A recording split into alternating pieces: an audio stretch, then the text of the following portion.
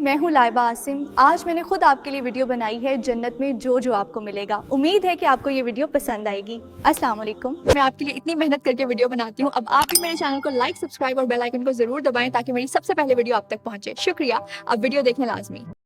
हज़रत मोहम्मद सल्लल्लाहु अलैहि वसल्लम ने जन्नत के बारे में किया बताया।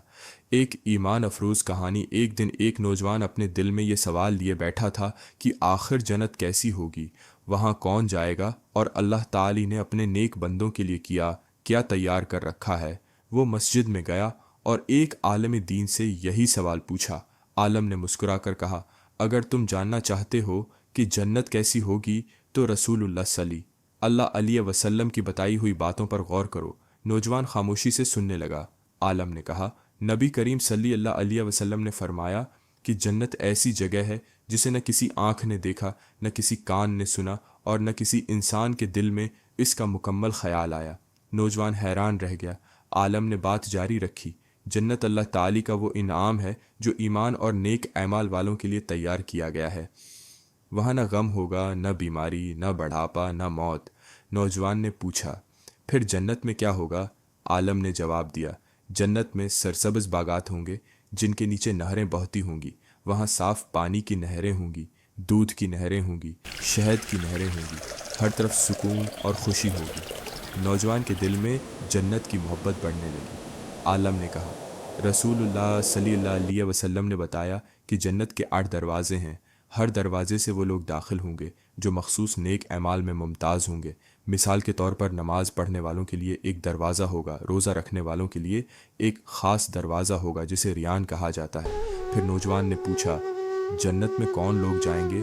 आलम ने जवाब दिया, वो लोग जो अल्लाह पर ईमान लाए, नेक ऐमाल किए, नमाज कायम की, सच बोले, वालिदीन का एहतराम किया, लोगों के साथ भलाई की और अल्लाह की रहमत के उम्मीदवार रहे।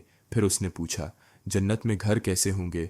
आलम ने कहा, रसूलुल्लाह सल्लल्लाहु अलैहि वसल्लम ने जन्नत के महल्लात का जिक्र फरमाया। वहाँ ऐसे महल्लात होंगे जिनकी खूबसूरती दुनिया के किसी महल से नहीं मिलती। सोने, चांदी और कीमती नामतों से मुज़ीन घर होंगे। नौजवान जन्नत के तसव्वुर में खो गया।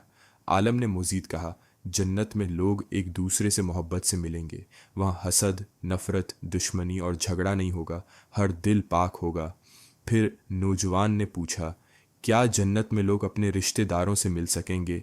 आलम ने जवाब दिया, अगर अल्लाह ताली ने उन सब को अपनी रहमत से जन्नत अता फरमाई तो वो एक दूसरे से मिलेंगे और खुश होंगे।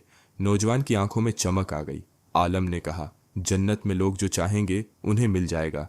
अगर कोई किसी नामत की ख्वाहिश करेगा तो अल्लाह ताली उसे अता फरमाएगा। फिर उसने आहिस्ता से कहा, लेकिन जन्नत की सबसे बड़ी नामत बागात, महल्लात या नहरें नहीं हैं।